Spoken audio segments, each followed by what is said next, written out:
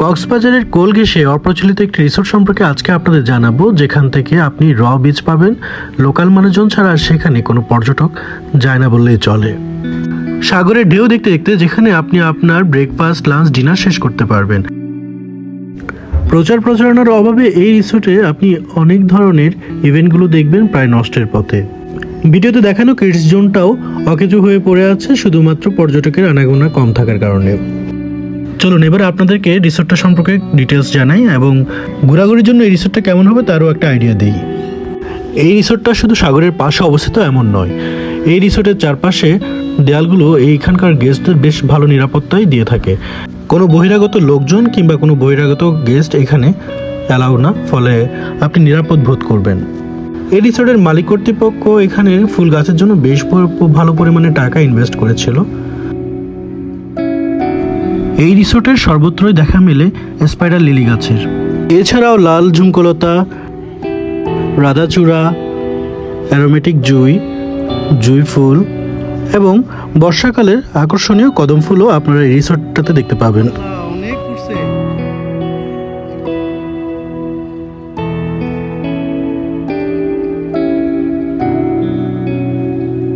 বিভিন্ন ধরনের ইভেন্টেরও তারা ব্যবস্থা রেখেছিল, যদিও সেগুলো ব্যবহার অনুপযোগী হয়ে যাচ্ছে দিন দিন।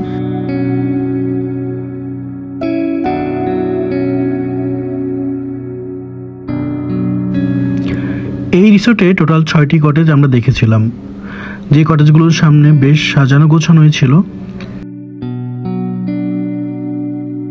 এই রিসোর্টের কয়েকটা জায়গায় মাছ রাখার মতো চৌবাচ্চার ব্যবস্থা ছিল, যদিও আমরা তেমন একটা মাছ দেখতে পাইনি তেলাপিয়া মাছ ছাড়া। কটেজগুলোর সামনে বিভিন্ন ধরনের জিনিস তৈরি করে রাখা হয়েছিল, যেমন এখানে একটা কুয়ার মতো জিনিস তৈরি করে রেখেছে। আবার আরেকটি কটেজের সামনে বসার জন্য, বসে চা খাওয়ার জন্য ব্যবস্থা করা হয়েছিল। গ্রাম বাংলার ঐতিহ্যবাহী মাতাল এখানের কটেজগুলোর বাইরের বারান্দায় রাখা ছিল, হারিকেনও আমরা দেখেছিলাম। আর ফুলের টব হিসেবে ইউজ করা হয়েছিল বাঁশের ফুলের টব। ইকো রিসোর্ট বলতে যা বোঝায় তা তো ছিল, সাথে ঐতিহ্যকেও ধারণ করার একটা প্রচেষ্টা এই রিসোর্টে লক্ষ্য করা গিয়েছিল। আমরা এবার আপনাদেরকে রিসোর্টের রুমগুলো দেখাবো। আমরা যখন প্রথম গিয়েছিলাম তখন এই রুমগুলোতে এরকম দ্বিতল বিশিষ্ট বেডের ব্যবস্থা ছিল। বর্তমানে দ্বিতল বিশিষ্ট এই বিছানাগুলো আর নেই, এগুলো সরিয়ে এখন শুধুমাত্র একটি বেডের ব্যবস্থা আছে। তবে টয়লেটটা আগে যা দেখেছিলাম এখনও তাই রয়ে গেছে। এখানে একটি ইংলিশ কমেট আছে এবং শাওয়ারের জন্য পাশে একটা স্পেস আছে।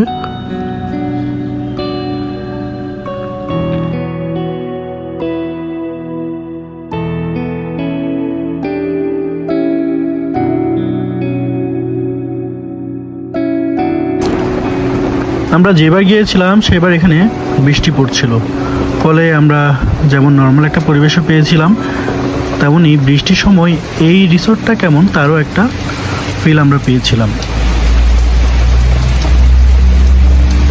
বৃষ্টির এই রিমঝিম শব্দ মাতালকে প্রাসঙ্গিক করে তুলেছিল, যেন গ্রাম বাংলার এক কৃষক হয়ে আমিও চলে গিয়েছিলাম কিছুক্ষণ মাতালটা পরে বাইরে।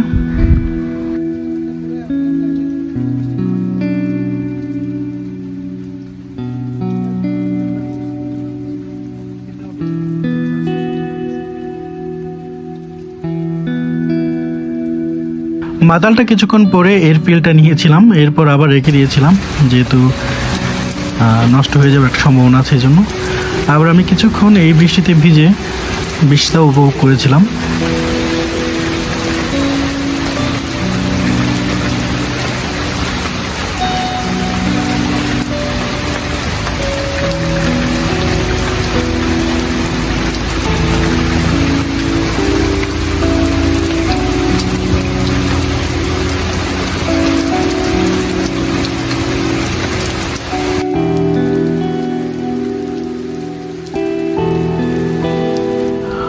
রিসোর্টের ভিতরে কেমন তা তো দেখলেনি, চলুন এবার রিসোর্ট থেকে কত দূরে সমুদ্র সেটাও আপনাদেরকে দেখাই।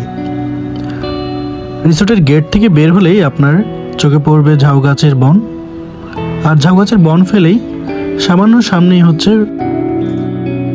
সমুদ্র সৈকত। এই সৈকতে লোকাল লোকজন ছাড়া আপনি কোনো পর্যটক দেখবেন না। কিছুক্ষণ পর যখন বৃষ্টি শুরু হয়েছিল এই রিসোর্টের সব গেস্টই ব্যাক করছিল আর আমি গিয়েছিলাম সাগরটা একটু দেখার জন্য।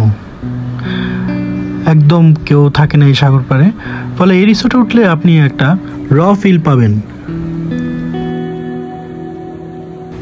এই বিচে সকাল হলেই দেখবেন জেলেরা মাছ ধরছে আর ছোট ছোট বাচ্চারা চিংড়ির রেণু সংগ্রহ করছে। রিসোর্টের সামনের এই বিচটাতে শুধুমাত্র স্থানীয় জেলেদেরই দেখা যায়। এই র বিচটাতে আপনি আপনার মতো সময় কাটাতে পারবেন। এখানে নেই কোনো পর্যটক, নেই কোনো ফটোগ্রাফার কিংবা অন্যান্য লোকের হ্যাসেল, ফলে র একটা ফিল পাবেন। এখানের ঝাউ গাছ, তারপরে সমুদ্র বীচ, সবগুলো বেশ ভালো একটা ফিল দিবে আপনাকে। আপনি যদি একান্তেই নিজের জন্য কিছুটা সময় এই সাগর পাড়ে ব্যয় করতে চান, তবে নিজের মতো করে এই বিচটাতে আপনি সময় ব্যয় করতে পারবেন। এই রিসোর্ট এবং এই সমুদ্র সৈকতে আমাদের বেশ ভালো একটা সময় কেটেছিল। আজ এই পর্যন্ত। আপনি যদি এই রিসোর্টে গিয়ে থাকেন বা কোনো কিছু জানার থাকে আমাদেরকে অবশ্যই জানাবেন। দেখা হবে পরবর্তী ব্লগে।